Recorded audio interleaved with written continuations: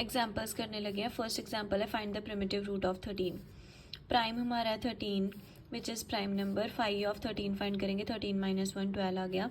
12 की prime factorisation करी तो हमारे पास 2 का स्केयर मल्टीप्लाई 3 आ गया। दो कॉन्ग्रेंसेस बनाई हमने, एक x की पावर 2 की पावर 2 आ गई एंड x की पावर 3 आ गई, कॉन्ग्रेंट टू 1 मॉडुलो 13। अब हमने देखना है, दो कॉन्ग्रेंसेस है हमारे पास, हमने देखना है 13 के छोटे नंबर्स और जिन नंबर्स की 13 के साथ जीसीडी 1 हो उन नंबर्स में से हमने चेक करना है x की वैल्यू पुट करके कि किसकी पावर 4 रेज करने पे कॉन्ग्रेंट टू 1 मॉडुलो 13 आता है एंड किसकी पावर 3 रेज करने पर कॉन्ग्रेंट टू 1 मॉडुलो 13 आता है। अब फर्स्ट वाली इक्वेशन में जब आप 5 की पावर 4 रेज करोगे तो 13 के साथ डिवाइड करके आपको रिमाइंडर 1 मिलेगा, बट जब यहाँ पर आप 5 पुट करोगे तो आपको रिमाइंडर 1 नहीं मिलेगा, मतलब 5 is a root of 1 but not 2।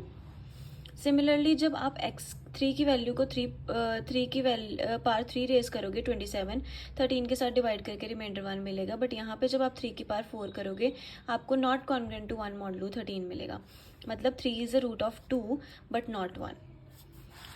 5 first का रूट था एंड 3 जो है वो सेकेंड इक्वेशन का रूट था। 3 मल्टीप्लाई 5 कितना आ गया, 15 आ गया। 15 is a primitive root of 13 हो गया। 15 जो है वो 13 से बड़ा है तो हमने 13 को 15 के साथ डिवाइड करा, रिमाइंडर आ गया 2, दैट मीन्स 2 क्या हो गया, प्रिमिटिव रूट ऑफ 13। अब find all the primitive roots of 50। ये मोस्ट इंपॉर्टेंट एग्जाम्पल है ऑल प्रिमिटिव रूट्स वाली फाइंड करने की।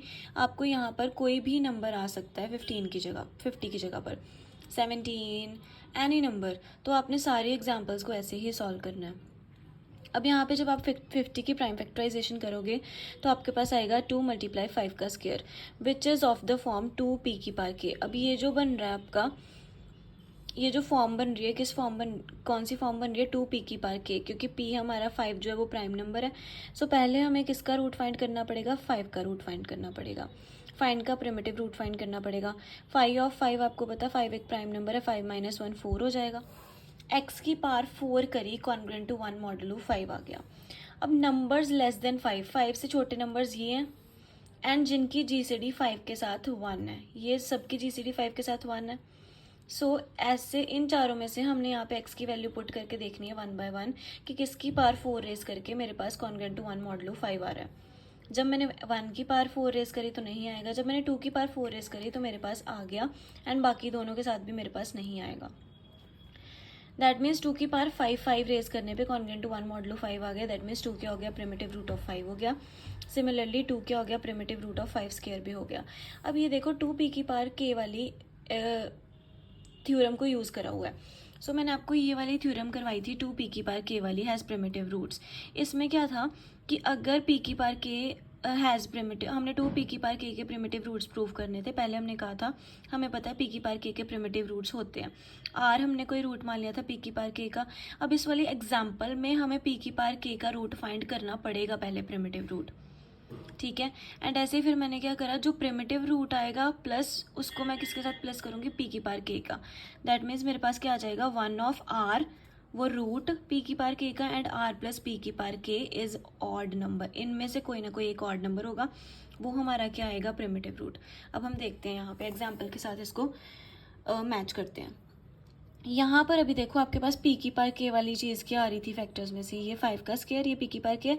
अभी आपने क्या फाइंड करा है, 2 is a primitive root of 5 find करा है, 2 is a primitive root of 5 square. That means ये 2 मेरा क्या है, r है, r is primitive root of p की पावर k आपने फाइंड कर लिया है। यहाँ तक आप आ गए, r is primitive root of p की पावर k। उसके बाद क्या करना होता था कि r प्लस p की पावर k कॉन्ग्रेंट टू, मतलब ये दोनों चीज़ें लेके चलनी है, r and r plus p की पावर k। r क्या है आपका 2 है एंड r प्लस p की पावर k मतलब 2 प्लस 5 का स्क्वायर। अब यहाँ पे 2 एंड 2 प्लस 5 का square which are primitive roots of 5 square. अब ये p की पावर k के दो रूट्स आ गए। अब ये 2 प्लस 5 स्क्वायर 25 प्लस 2 27, इन दोनों में से ये दोनों ही क्या है, प्रिमिटिव रूट्स है 5 स्क्वायर के। अब इन दोनों में से ऑड नंबर 27 है। So 27 being a primitive root of 5, odd primitive root of 5 square is also primitive root of 2 multiply 5 square. 2 multiply 5 square क्या था, 50। That means 27 is a primitive root of 50। अब मैं 50 का आइलर 5 फंक्शन फाइंड करूंगी। सो इसके according मेरे पास Euler 5 function आपको solve करना आता है, ये कितना आ रहा है, 20 आ रहा है। दैट मीन्स मैंने देखना है कि 21 to 19, 20 से छोटे नंबर्स होंगे 1 to 19। मैंने देखना है इन नंबर्स में से किन किन की GCD 20 के साथ 1 है, GCD किन किन की 20 के साथ 1 है। सो 27 की पार मैं वो नंबर्स रेज करूँगी जिनकी GCD 20 के साथ 1 है। जैसे 27 की पार 1, 1 की GCD 20 के साथ 1 है। 27 की पार 3, 3 की GCD 20 के साथ 1 है। 27 की पार 7, 7 की GCD 20 के साथ 1 है। ऐसे ही 19 तक। अब यहाँ पे आप देखोगे कि ये जो नंबर्स आ रहे हैं सारे, 27 तो 50 से छोटा है, बाकी सारे जो नंबर्स आ रहे हैं वो सारे 50 से बड़े हैं, क्योंकि 27 की पार 3, 27 की पार 7 ये सारे 50 से बड़े हो जाएंगे। सो मैंने क्या करना है, इनको मैं डिवाइड करूँगी 50 के साथ 1 by 1 एंड मैं यहाँ पर क्या लिखूँगी, रिमाइंडर्स। ठीक है, जैसे 27 की पार 3, 27 की पार 3 मतलब ये मेरे पास नंबर आ रहा है मल्टीप्लाई करके। इसको जब मैंने 50 के साथ डिवाइड करा तो मेरा रिमाइंडर कितना आ रहा है, 33। सो मैंने क्या लिखा है इसकी जगह पर, 33। ऐसे ही 27 की पार 7। अब देखो 27 की पार 7 को आपने शॉर्ट कर लेना है, 27 की पार 3 मल्टीप्लाई 27 की पार 3 मल्टीप्लाई 27। अब 27 की पार 3 आपने ऑलरेडी देखा है कि ये किसके कॉन्ग्रुएंट है, 33 के। यहाँ पे आप 33 लिखोगे, यहाँ इसकी जगह पर भी 33 आ जाएगा और ये 27 एज इट इज़ आ जाएगा। फिर इन तीनों नंबर्स को मल्टीप्लाई करोगे, ये वाला नंबर आएगा। अगेन इसको 50 से डिवाइड करोगे, आपके पास रिमाइंडर कितना आ रहा है, 3। दैट मीन्स यहाँ पे इसकी जगह पर क्या आ गया है, 3 आ गया। सिमिलरली 27 की पार 9। अब 27 की पार 9 है, इसको कैसे लिख सकते हैं, 27 की पार 7 मल्टीप्लाई 27 की पार 2। 27 की पार 7 अभी आपने फाइंड करा है, क्या आ रहा है, 3। 3 मल्टीप्लाई 27 का स्क्वायर, ये आ जाएगा 2187। इसको अगेन 50 के साथ डिवाइड करोगे, कितना आएगा, अगेन इसको 50 के साथ डिवाइड करोगे, रिमाइंडर कितना आएगा, 37। सो आपने इसकी जगह पर लिख देना है 37। आपने बाकी सबको भी ऐसे ही सॉल्व कर लेना है। एंड वहाँ पे एक मिस्टेक है बुक में, 27 की पार 14 को जब आप सॉल्व करोगे तो रिमाइंडर 9 आएगा, वहाँ पर 49 लिखा है।